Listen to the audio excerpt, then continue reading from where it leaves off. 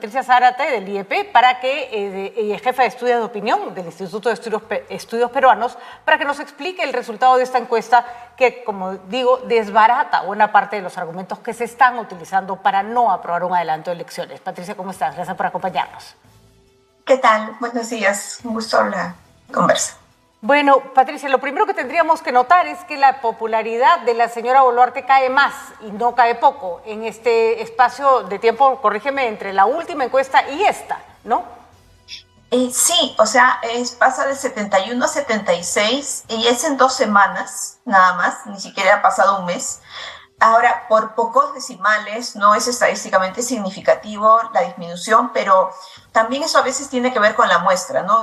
Tampoco es una muestra tan grande, entonces los margen de error es más amplio. Pero sí, o sea, la tendencia es a que aumente su desaprobación. A eso vamos, a la tendencia, ¿no? La señora Boluarte, que ya era bastante precaria su posición cuando asume el gobierno, se está desgastando. La diferencia entre los niveles de aprobación de Lima y de las regiones es bastante importante, ¿no?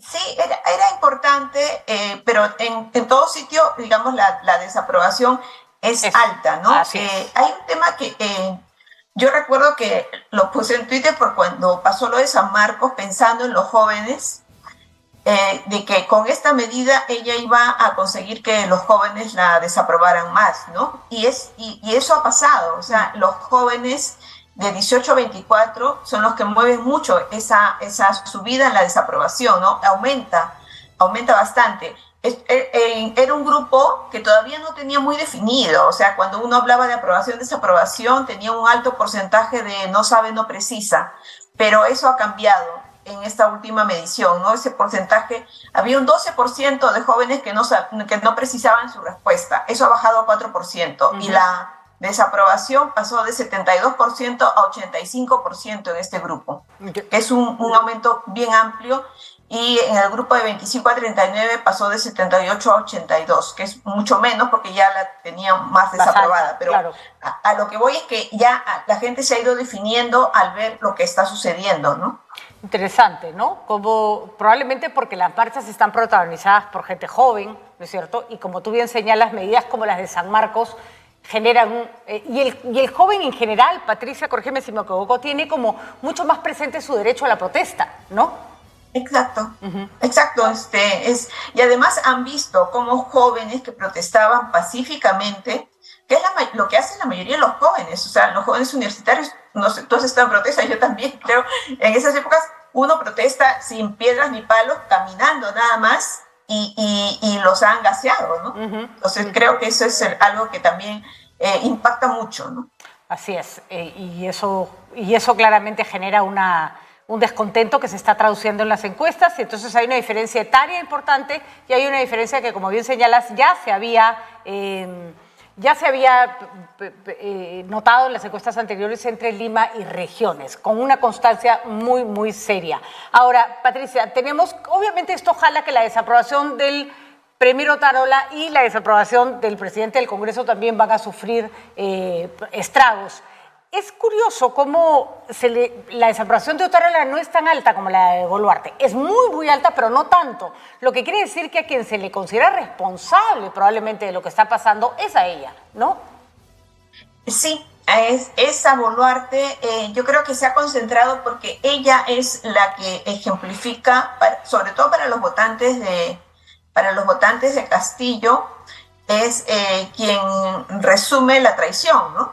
Y es al haber asumido la presidencia ella, sin haber hecho ese gobierno de transición, queriéndose quedar, creo que ahí está muy metido el tema de la desaprobación con respecto a Boluarte, ¿no? Pasemos a la aprobación del Congreso. 89% desaprueba la labor del Congreso, solo un 7% está de acuerdo con cómo el Congreso está actuando. Es curioso que un espacio, una institución con tan poca legitimidad y aprobación sea la que tenga que decidir lo que va a pasar las próximas semanas o meses en el país, ¿no? Sí, y esa desaprobación está prácticamente dentro del margen de error en la macrozona sur, ¿no? Que es 3%. O sea, ahí ya es muy alta la desaprobación que tiene el Congreso y como tú dices, lamentablemente está en sus manos y por lo visto creo que ninguno de los que hemos escuchado ayer, algunos congresistas, o hemos visto la votación el viernes, creemos que hoy día recapaciten, ¿no? Lamentablemente. Claramente la población no está esperando nada del Congreso, un Congreso con tanta desaprobación, es claramente un Congreso del que ni siquiera le vas a pedir cosas. El adelanto de elecciones, ya sea para abril del 2024 o para septiembre del 2023, es un pedido mayoritario, ¿no? Sí, porque mira, la pregunta la hemos hecho de dos maneras. Una hecha exclusivamente para la República, que nos pidió la pregunta tal cual. Entonces hicimos las opciones para ver si querían que sea el 2023 o el 2024 o el 2026. Y otra que le aplicamos dentro del grupo de las demandas. Y en ambas, salvo por un punto de diferencia, en ambas gana por mucho el adelanto para el año 2023. En la pregunta suelta es 73% y en la que está como parte de las demandas es 74%. O sea, es nada. Es claramente la mayoría que no es que esté cediendo a las protestas, ¿no? No es que esté, perdón, es exactamente igual, 73% en ambos casos, disculpa. Pero no es que esté cediendo, no es que el Congreso diga, no vamos a ceder a las protestas de algunos, no es eso. Que la gente ya cree que es la única manera de que esto se controle. De que se calme, ¿no es cierto? Y tampoco creo que encuentra mucha diferencia entre que esto ocurra en abril del 2024 o septiembre del 2023 o diciembre del 2023, la fecha que se decía finalmente, salvo el hecho de que muera más gente en ese tiempo, ¿no?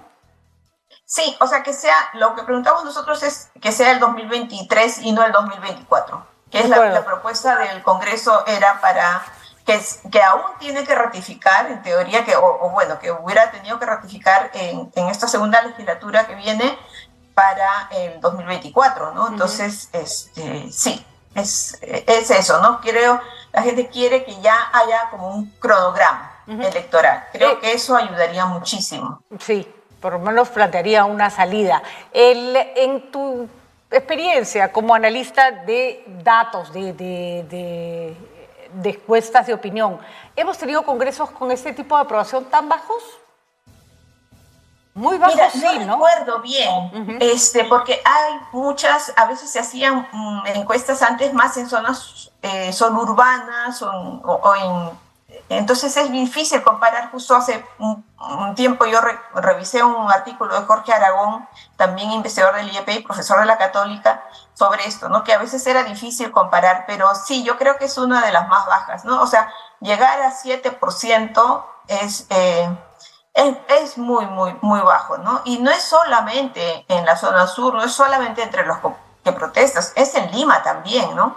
Así es. Es en Lima, incluso entre quienes no quieren nada que ver con las protestas, incluso entre ellos también es alto. Mucha gente que no piensa salir a las calles, incluso mucha gente que no está ni remotamente a favor de la gente que protesta, quiere que las elecciones se adelanten, ¿no?